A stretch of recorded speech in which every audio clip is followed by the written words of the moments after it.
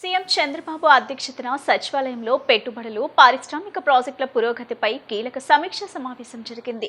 విశాఖ భాగస్వామ్య సదస్సులో కుదిర్చిన ఒప్పందాలు, ఎస్ఐపిబి ఆమోదించిన ప్రాజెక్టుల అమలుపై మంత్రి నారా లోకేష్ నేతృత్వంలోని మంత్రులు కమిటీ సీఎంకు వివరాలు అందించింది.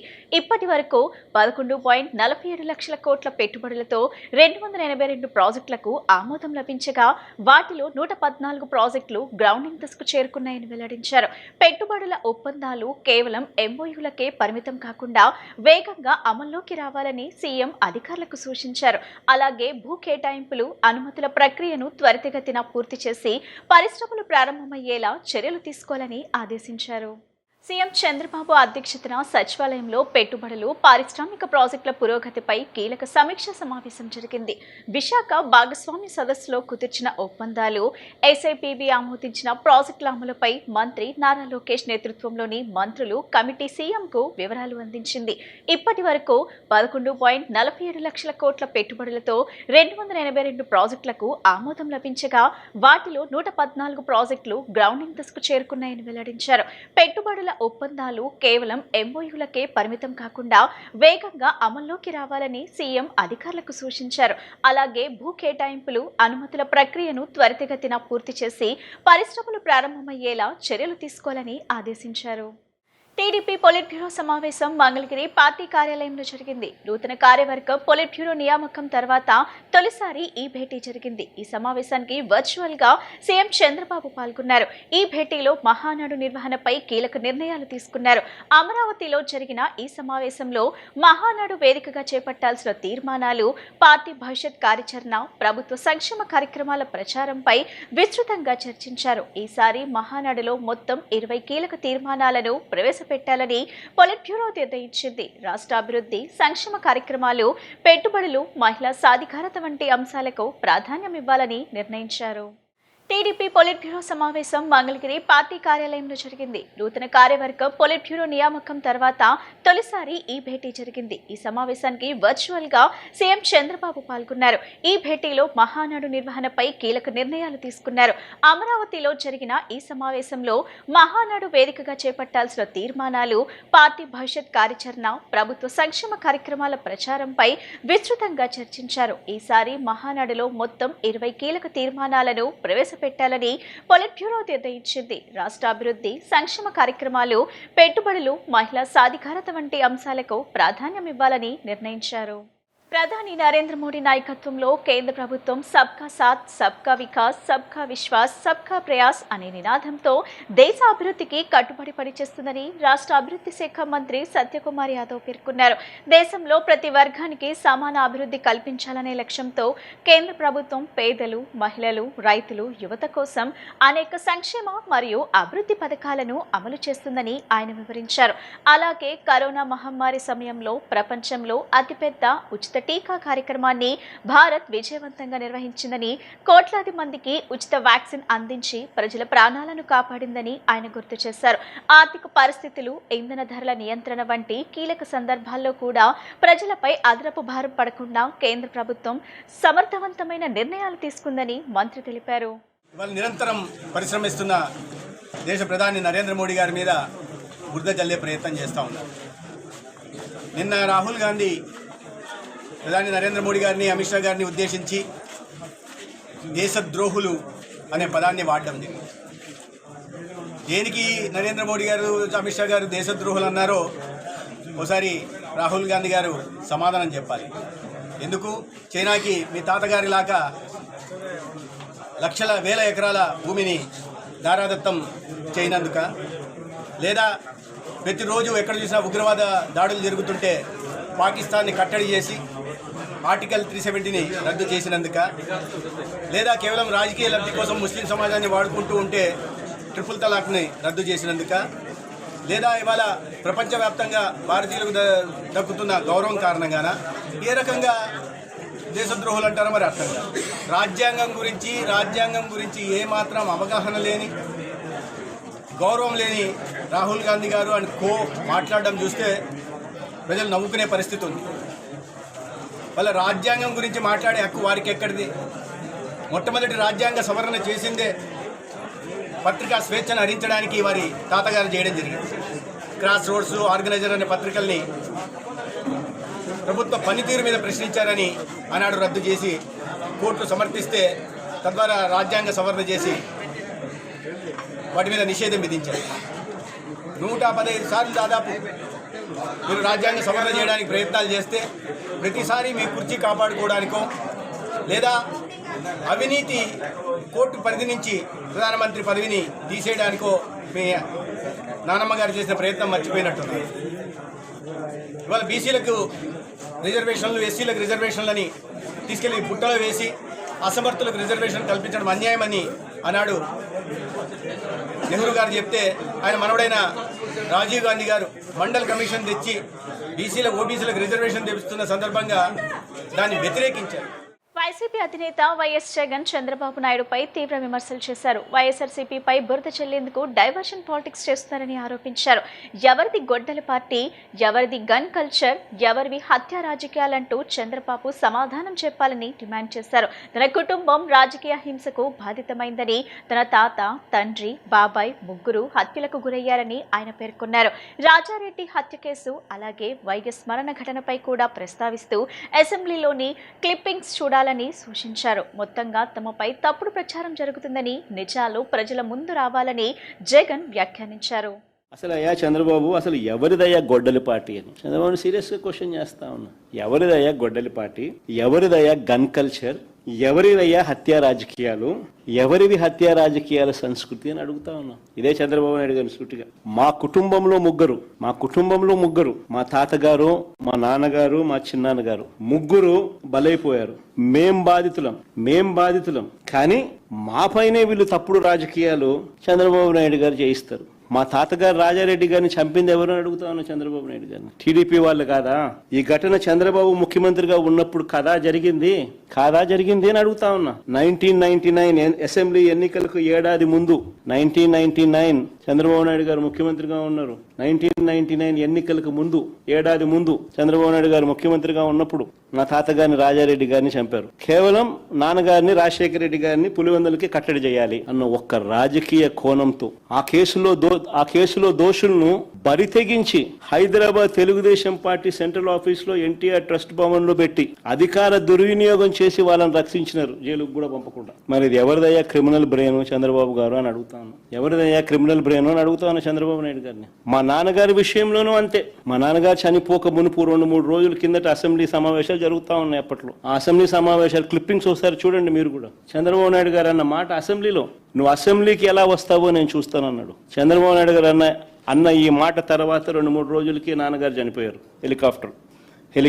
Helicopter accident. ఇప్పటికీ కూడా దీనికి సంబంధించి నివృత్తి గాని అంశాలు ఎన్నో ఉన్నాయి. ఎవరిదయ్యా చంద్రబాబు క్రిమినల్ బ్రెయిన్ అని అడుగుతా ఉన్నా. మా చిన్నాన్న వివేకానంద రెడ్డి గారిని ఇదే చంద్రబాబు ప్రభుత్వంలో హత్యకు గురైన మాట వాస్తవం కాదా అని అడుగుతా ఉన్నా. వైసీపీ పాలన హత్య రాజకీయాలు, అరాచకాలతో నిండిపోయిందని టీడీపీ నేత మాజీ మంత్రి దేవినేని ఉమా విమర్శించారు. పరిటాల రవి నుంచి వివేకానందరెడ్డి హత్య కేసు వరకు జరిగిన ఘటనలను ప్రజలు మర్చిపోలేరన్నారు.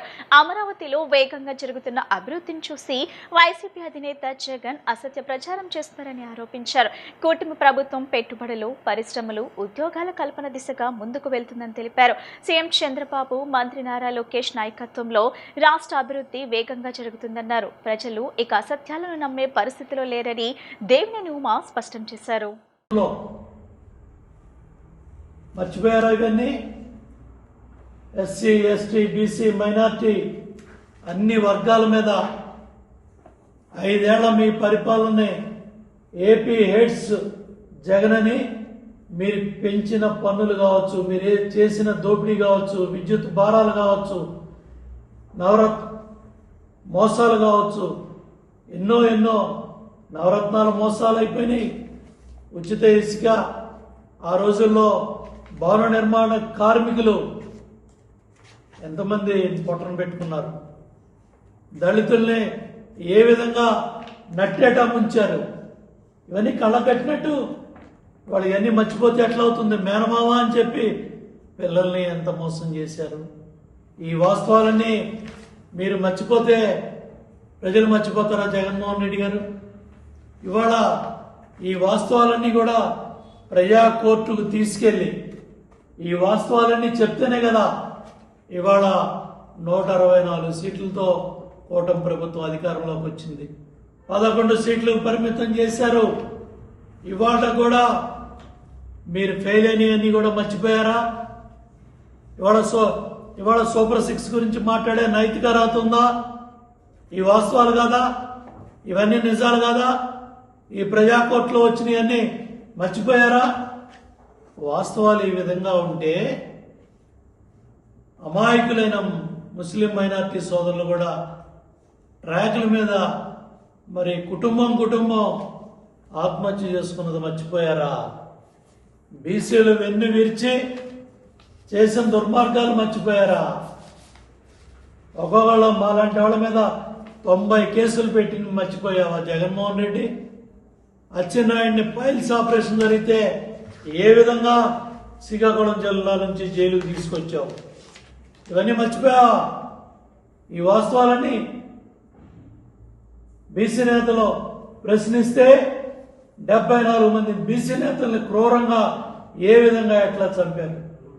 5,000 మంది బీసీల మీద ఏ విధంగా అక్రమ కేసులు దాడులు పెట్టి చేశారు?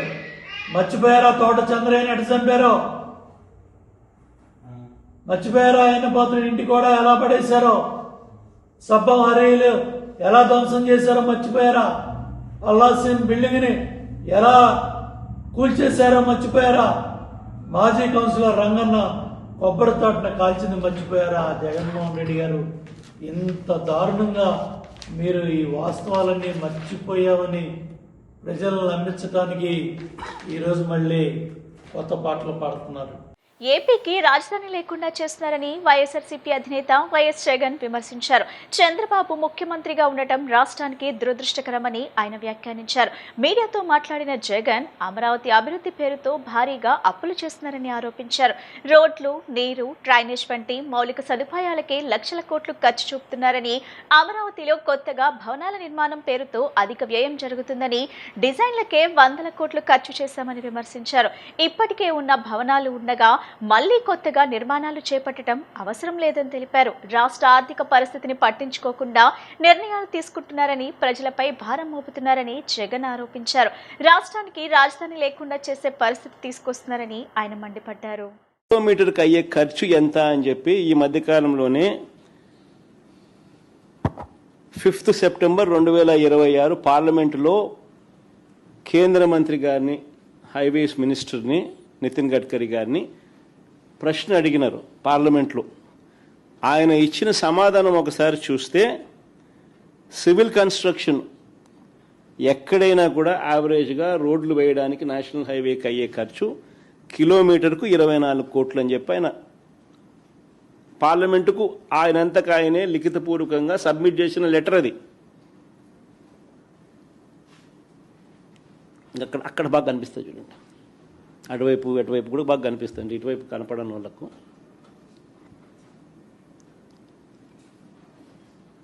కానీ మన అమరావతిలో ఎంత తెలుసా కిలోమీటర్ ఖర్చు? 53 కోట్లు. 53 కోట్లు. ఇంకా విచిత్రం ఏమిటో తెలుసా?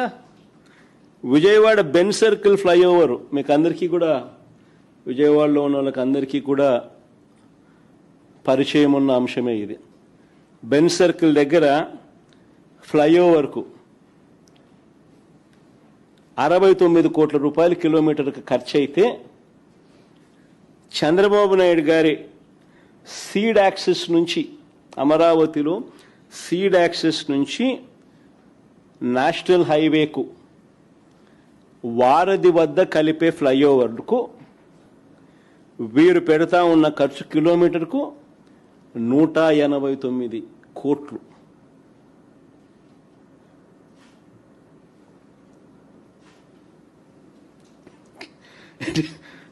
నిజంగా ఆర్టీసీ ప్రైవేటీకరణను విరమించుకోవాలని ఏఐటీయూసీ రాష్ట్ర ప్రధాన కార్యదర్శి వెంకట సుబ్బయ్య డిమాండ్ చేశారు. విద్యుత్ బస్సుల పేరిట కోట్లాది రూపాయల విలువ చేసి 12 ఆర్టీసీ డిపోలను ప్రైవేట్ సంస్థలకు దారదత్తం చేస్తున్నారని ఆయన ధ్వజమెత్తారు.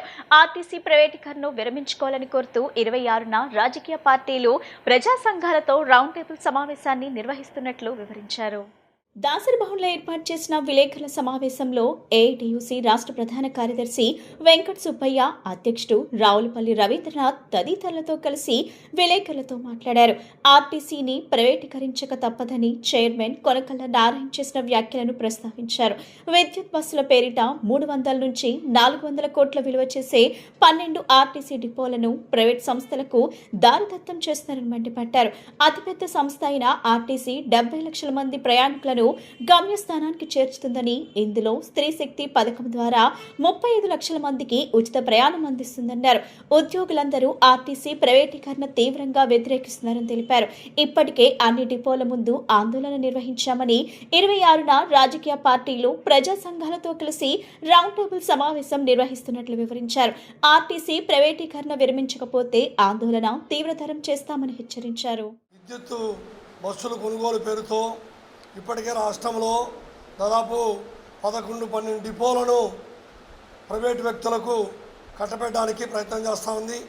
ఇక్కడే విజయవాడలో ఉండేటువంటి విద్యాధరపురము, గుంటూరు టు నెల్లూరు టు, అదేవిధంగా తిరుపతి దగ్గర మంగళం డిపోను, ఇంకా రాష్ట్రంలో కొన్ని డిపోలన్నిటి కూడా మరి రాష్ట్ర ప్రభుత్వం ప్రైవేటు సంస్థ ఏదైతే పినాకిల్ కంపెనీ ఉందో, బొంబాయి కంపెనీ, ఆ పినాకిల్ కంపెనీకి అప్పచెప్పడానికి ప్రయత్నం చేస్తాం. ఈరోజు ఒక్కొక్క డిపో దాదాపు 300 కోట్ల నుంచి 400 కోట్లు విలువ చేసేటువంటి డిపోలు మొత్తం ఈ రాష్ట్రంలో ఉండేటువంటి 12 డిపోలలో దాదాపు కొన్ని కోట్ల రూపాయల ఆస్తులను మరి ప్రైవేట్ వాళ్లకు దారదత్తం చేయబోతోంది. దాన్ని మేము ఏఐటీయూసీగా తీవ్రంగా వ్యతిరేకిస్తున్నాం. మొన్ననే ఆర్టీసీ చైర్మన్ కొనకళ్ళ నారాయణరావు గారు చెప్పాడు. ఆయన ఒక పత్రికా సమావేశంలో ఆర్టీసీని ప్రైవేటు పరం తప్పదు అని చెప్తాడు. ఆయన చెప్తున్నాం, ఆర్టీసీ ఎంతో ఘనమైనటువంటి చరిత్ర కలిగినటువంటిది. రోజుకు కొన్ని లక్షల మంది, 35 లక్షల మందిని ప్రయాణికులను గమ్యం చేరుస్తోంది. ఈ మధ్య కాలంలో ఏదైతే రాష్ట్ర ప్రభుత్వం సూపర్ 6లో భాగంగా మరి స్త్రీశక్తి పథకం ప్రవేశపెట్టి మరో 25 లక్షల మంది పెరిగారు. ఇప్పుడు రాష్ట్రంలో 60 లక్షల మంది ప్రయాణం చేస్తున్నారు. మరి ఇంతమందికి సౌకర్యాలు చేసేటువంటి ఈ ఆర్టీసీని ప్రైవేట్ పరం చేయడం అనేది చాలా దుర్మార్గం. ఈరోజు ఆర్టీసీలో ఉన్నటువంటి ఉద్యోగ సంఘాలన్నీ కూడా ప్రైవేటు ఎలక్ట్రికల్ బస్సులను స్వాగతిస్తున్నారు. మంచిదే, ఎలక్ట్రికల్ బస్సులు మరి పొల్యూషన్ పేరుతో మరి పొల్యూషన్గా ఉంది అన్నప్పుడు ఎలక్ట్రిక్ బస్సులు తెచ్చుకోవచ్చు. కానీ ఆ ఎలక్ట్రిక్ బస్సులు ప్రభుత్వము కార్పొరేషన్, ఏపీ పీటీడీ కార్పొరేషన్ ఆధ్వర్యంలో నచ్చాలి తప్ప ప్రైవేట్ సంస్థలకు, ప్రైవేట్ వ్యక్తులకు వీడాన్ని ఉద్యోగస్తులు, ఎంప్లాయీస్ అందరూ కూడా తీవ్రంగా వ్యతిరేకిస్తున్నారు. కాబట్టి ఇప్పటికైనా రాష్ట్ర ప్రభుత్వం ఆలోచన చేయాలి. నాయకుడు డిప్యూటీ సీఎం పవన్ కళ్యాణ్ అని విజయవాడ జనసేన పార్టీ సీనియర్ నాయకుడు ఎం రామకృష్ణ పేర్కొన్నారు. పవన్ కళ్యాణ్ పై వైసీపీ నేతలు అవాకులు చవాకులు మాట్లాడితే సహించబోమని ఆయన హెచ్చరించారు. తన కార్యాలయంలో నిర్వహించిన మీడియా సమావేశంలో మాట్లాడిన ఆయన తమిళనాడు రాజకీయాలను ఆంధ్రప్రదేశ్ రాజకీయాలతో ముడిపెట్టి వ్యాఖ్యలు చేయటం సరికాదన్నారు. పవన్ కళ్యాణ్ పై ప్రొఫెసర్ నాగేశ్వర్ చేసిన వ్యాఖ్యలను వెంటనే వెనక్కి తీసుకోవాలని డిమాండ్ చేశారు. గత 5 ఏళ్లలో జగన్మోహన్ రెడ్డి నవరత్నాల పేరుతో ప్రజలను నమ్మించి మోసం చేశారని విమర్శించారు. యువతకు మెరుగైన భవిష్యత్తును కల్పించడంతో పాటు రాష్ట్ర అభివృద్ధి లక్ష్యంగా పవన్ కళ్యాణ్, చంద్రబాబు నాయుడు కలిసి కూటమి ప్రభుత్వాన్ని ఏర్పాటు చేశారని తెలిపారు. పవన్ కళ్యాణ్ కేంద్ర హోంమంత్రి అమిత్ షాను కలిసి జగన్ను అరెస్ట్ చేయాలని కోరారంటూ ప్రొఫెసర్ నాగేశ్వరరావు వ్యాఖ్యానించడం పూర్తిగా బాధ్యతారాహిత్యమని మండిపడ్డారు. రాజకీయ నాయకులపై మాట్లాడే సమయంలో వాస్తవాలు తెలుసుకుని మాట్లాడాలని, లేకపోతే ప్రజలను తప్పుదారి పట్టించే పరిస్థితులు ఏర్పడతాయని ఎం రామకృష్ణ హెచ్చరించారు. ఈ మధ్యకాలంలో మనం చూసినట్టయితే పవన్ కళ్యాణ్ గారి పైన, జనసేన పార్టీ పైన కొంతమంది మరి అవాకులు చవాకులు పేలుతూ, ముఖ్యంగా వైఎస్ఆర్సీపీ నాయకులు కావచ్చు, వాళ్ళకి మద్దతుదారులు కావచ్చు, పవన్ కళ్యాణ్ గారిని తమిళనాడులో జరిగిన రాజకీయాలపై మరి ఎన్నో రకాలుగా మరి ఈరోజు విమర్శిస్తూ ఉన్నారు. వాస్తవంగా చెప్పాలంటే పవన్ కళ్యాణ్ గారు కూడా మొన్న మీటింగ్లో ఆయన క్లియర్గా స్పష్టంగా చెప్పారు, అక్కడ తమిళనాడులో జరుగుతున్న రాజకీయాలు వేరు, మన ఆంధ్రప్రదేశ్లో ఉన్న రాజకీయాలు వేరు అని. అక్కడ కుల మతాలకు పెద్ద విధి లేదు. మన ఆంధ్ర రాష్ట్రంలో చూస్తే కులాలు చాలా విచ్చలవిడిగా మరి జరుగుతూ ఉంది, కులాల మధ్యలో సమస్యలు. అలాంటి తరుణంలో పవన్ కళ్యాణ్ గారు ఈ రాష్ట్రాన్ని మరి చాలా అభివృద్ధి చేసుకోవాలి, రాష్ట్రం చాలా అందకందంలో గెలిపే ఉంది, రాష్ట్ర ప్రజానికాన్ని కాపాడాలని చెప్పి ఆయన నిరంతరం జనసేన పార్టీ పెట్టిన కాంచి ఈనాటి వరకు కూడా కష్టపడతా ఉన్నారు. అక్కడ మరి చూస్తే డిఎంకే అన్నా డిఎంకే రెండు పార్టీలు కూడా మరి ఎన్నో దశాబ్దాలుగా మరి అక్కడ స్థిరస్థాయిగా నిలిచడంతో కొత్తగా వచ్చినట్టు మరి విజయ్ మరి అతనికి మరి అవకాశం ప్రజలు కల్పించారు.